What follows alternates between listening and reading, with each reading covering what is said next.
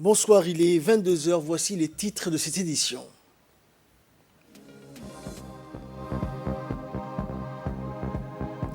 Validation par le ministère de la Femme et l'UNICEF du plan opérationnel stratégique national de l'enfant pour la période 2022-2026.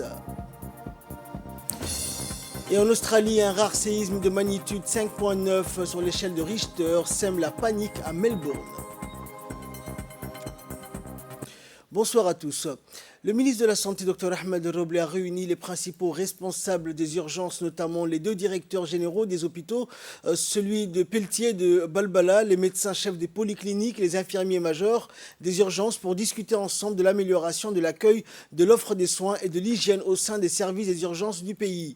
Considérés comme la vitrine du système de santé, les services des urgences requièrent une attention toute particulière dans la qualité des prestations qui y sont dispensées. De ce fait, le ministre de la Santé a exigé une meilleure offre de soins grâce à un accueil amélioré et un professionnalisme à toute épreuve afin d'offrir des prestations de qualité dans une prestance exemplaire au service des patients au niveau de toutes les urgences. Dans le cadre de l'élaboration de la politique nationale de l'enfant à Djibouti, le ministère de la Femme et de la Famille, avec l'appui technique de l'UNICEF, a organisé un atelier de validation de son plan stratégique quinquennal 2022-2026, aujourd'hui donc au Palais du Peuple. Cette politique nationale de l'enfant, élaborée par deux consultants internationaux, s'inscrit dans les actions importantes du ministère et comporte deux composantes: le développement intégré de la petite enfance et la protection de l'enfant. C'est depuis presque 3 semaines que les différents secteurs ministériels et autres se regroupent pour élaborer le plan stratégique qui s'étale sur la période 2022-2026 et toutes les activités qui permettront à l'enfant de jouir pleinement de ses droits. Cette stratégie. À Djibouti, ce sont environ 350 000 enfants présents sur tout le territoire national qui vont être concernés par ce plan stratégique. Ce sont donc autant d'enfants qui vont bénéficier de politiques et de stratégies qui vont impacter leur quotidien. Je tiens vraiment d'abord à saluer tous les efforts consentis par le ministère de la Femme et de la Famille, sous votre leadership, Excellence, dans le développement intégré de la petite enfance. Écoutons à présent l'intervention de la ministre de la Femme et de la Famille, Mme Mouna Ousmane Aden. En effet, au cours des dernières années, la République de Djibouti a réalisé des progrès significatifs dans le développement de la petite enfance, notamment dans le domaine de la santé, de la nutrition, de l'éducation, de la protection de l'enfant. Ces avancées correspondaient et correspondent toujours aux priorités qui sont soulignées dans nos plans stratégiques de la vision 2025 en matière de développement du capital humain dans notre pays, de même qu'elles constituent autant de réponses aux engagements de Djibouti en rapport avec les conventions et dispositifs internationaux relatifs aux enfants et en relation avec les ODD 2015-2030. Ainsi, en nous référant à notre cadre stratégique national, tout en nous soulignant sur les textes et objectifs internationaux fondamentaux, nous avons pu garder la boussole sur le bon cap, à savoir avancer plus efficacement et mesurer notre progression. Le document, objet de la restitution d'aujourd'hui, concrétise cette double ambition. Il montre d'une part que malgré les contraintes naturelles de tout ordre, les pressions budgétaires et les résistances dues parfois à la lente évolution des mentalités et des modes de vie, beaucoup de chemin a été parcouru dans la promotion de l'enfance. Il s'agit d'autre part d'un effort de diagnostic de notre degré de progression depuis l'achèvement du plan stratégique national pour l'enfance, le PASNET.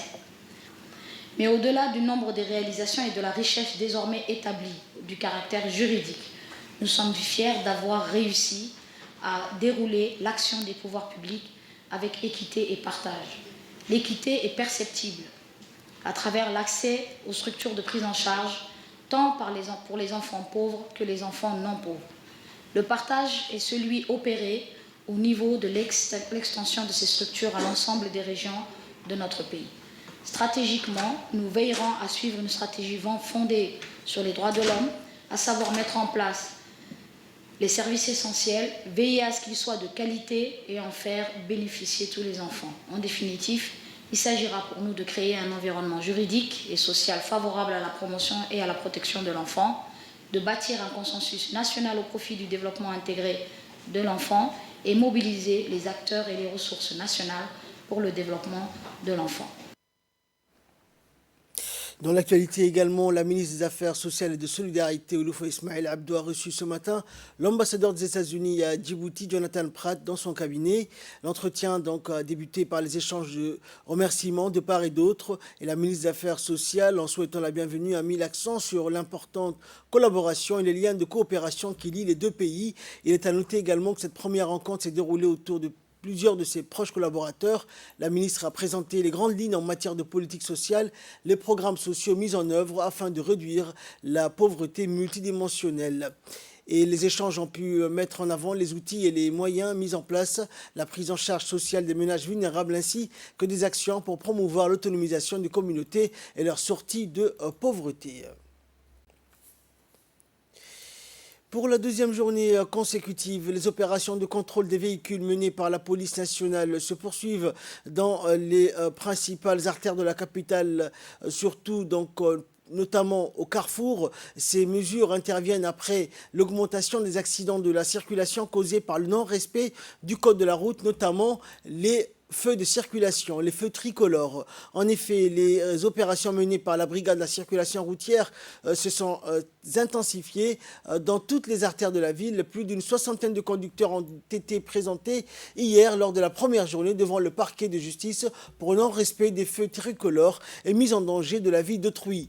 Toutes les personnes interpellées dans le cadre de ces opérations ont fait l'objet d'un rappel à ordre devant la justice et tout récidiviste s'expose à des peines plus lourdes. Par ailleurs, les automobilistes se prêtent ces derniers à des comportements à risque en se mettant sur la troisième voie, mais également sur la quatrième voie. Ces comportements dangereux sont souvent les causes d'accidents graves, voire même mortels. Les excès de vitesse sont principalement les causes les plus fréquentes des accidents de la circulation dans notre pays. Les feux tricolores servent à réguler et à faciliter l'écoulement de la circulation. La police nationale demande par ailleurs aux conducteurs de faire preuve de prudence, de civisme, de vigilance sur les routes et de respecter les feux tricolores.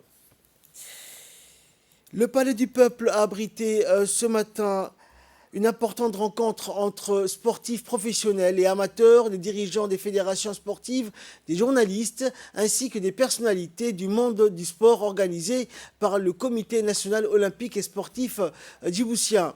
Notant que pour l'occasion, l'équipe nationale d'athlétisme en retraite à Sulta a fait le déplacement. Cette rencontre qui avait pour thème journée de réflexion pour les sports olympiques, orchestrée donc des mains de maître par la présidente du Comité national olympique, Aïcha Garad, a permis un débat percutant, sans langue de bois ni faux fuyant, à l'issue duquel a été adopté des recommandations qui seront communiquées au président de la République, premier supporter des équipes nationales. Cette journée est une journée pour se dire la vérité, une journée pour comprendre et dresser les obstacles qui freinent ou handicapent nos athlètes, une journée pour responsabiliser les athlètes de haut niveau et toutes les parties prenantes. Cette journée de réflexion nous permettra à tous d'identifier, de corriger, d'améliorer ensemble les conditions de préparation de nos athlètes d'élite. Le résultat de cette journée de réflexion va nous permettre d'être au rendez-vous avec dignité lors des grandes compétitions internationales et les Jeux olympiques. En résumé, l'activité sportive à l'échelle de l'élite ne peut se développer que si les athlètes sont déterminés à hisser haut leur drapeau national et que si l'État les prend totalement en charge. Et cette journée de réflexion fait suite aux résultats donc observés au niveau international. Au cours d'un débat fort instructif, les présidents des différentes disciplines ont débattu la façon de rehausser le niveau du sport à Djibouti. Et après débat, des recommandations ont été adoptées au cours de cette réunion. La journée s'est donc clôturée par une prestation de serment des athlètes avec à leur tête Ayel Suleiman envers le drapeau national, suivi d'une photo de famille. Sous l'égide du secrétariat d'État au sport, la fédération d'Aïkido et d'Aïkibudo et affinitaire a organisé hier une cérémonie de démonstration au stade de Goulet. C'est un art martial traditionnel d'origine japonaise, essentiellement basé sur des techniques de défense. Outre la secrétaire générale du secrétariat d'État au sport, Khadiga Ibrahim Idriss, la cérémonie a vu la participation du représentant de l'ambassade du Japon, de la directrice du stade Goulet ainsi que des parents d'élèves. À l'issue de la cérémonie dédiée donc à la mémoire du regretté Abdelrachid qui était le parrain de la fédération, les pratiquants jeunes ont reçu des mains des officiels des certificats leur permettant d'accéder au grade supérieur. Pour rappel, l'aïkibudo, ou voie de l'harmonisation des énergies par une pratique martiale, est un art de défense individuelle qui plonge ses racines dans les techniques guerrières des clans de samouraïs japonais et plus particulièrement dans les techniques secrètes de combat du clan Takeda. Le respect de l'intégrité du partenaire est un principe fondamental. Il y a bien sûr des différences notables entre Aïkido et Aïkibudo. Les principes restent les mêmes, mais les techniques et leur mise en application sont différentes.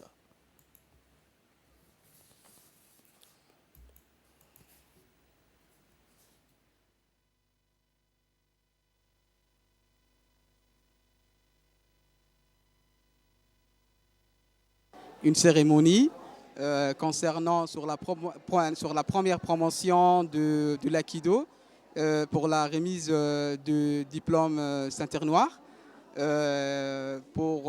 Également aussi, on remercie pour l'ensemble partenariats qui sont participés, y compris le représentant de l'Mossad japonais, également la secrétaire générale chargée du sport, et l'ensemble personnel aussi, ainsi que la directrice du stade Hassan Goulet, ainsi que les enseignants, et également la présidente du club. Donc l'objectif de cette cérémonie, c'était d'honorer le feu Abdelrachid Youssef Abtidon aussi, également, qui a soutenu le club. Donc, et également aussi pour l'anniversaire du club d'Aikido à Djibouti. Actualité internationale à présent en Australie, un séisme de magnitude 5,9 a frappé aujourd'hui le sud-est de l'Australie, faisant trembler les immeubles de Melbourne et sortir en courant des habitants paniqués dans une région peu habituée au tremblement de terre. Le tremblement de terre qui s'est produit à une dizaine de kilomètres de profondeur seulement a surpris les habitants de la deuxième ville d'Australie et a été ressenti à des centaines de kilomètres à la ronde. Les services de secours ont reçu des appels à l'aide jusqu'à Dubbo, à environ 700 kilomètres de l'épicentre. L'Institut d'études géologiques des États-Unis a évalué la magnitude à 5,8 avant de la réviser à 5,9. La plupart des habitants de Melbourne, confinés depuis 8 semaines, étaient chez eux au moment où la terre a tremblé. Les scènes d'habitants paniqués sortant des maisons ont envahi les réseaux sociaux. Le Premier ministre Scott Morrison, réagissant depuis New York, a insisté sur le fait qu'il n'y avait pas de victimes ou de dégâts importants. Il a néanmoins concédé le côté très perturbant du séisme pour la population dans une zone peu habituée aux secousses comme l'Australie. Une réplique de magnitude 4 s'est produite peu après la première secousse. Fin de ce journal. Merci de l'avoir suivi. Excellente soirée sur Télé Djibouti.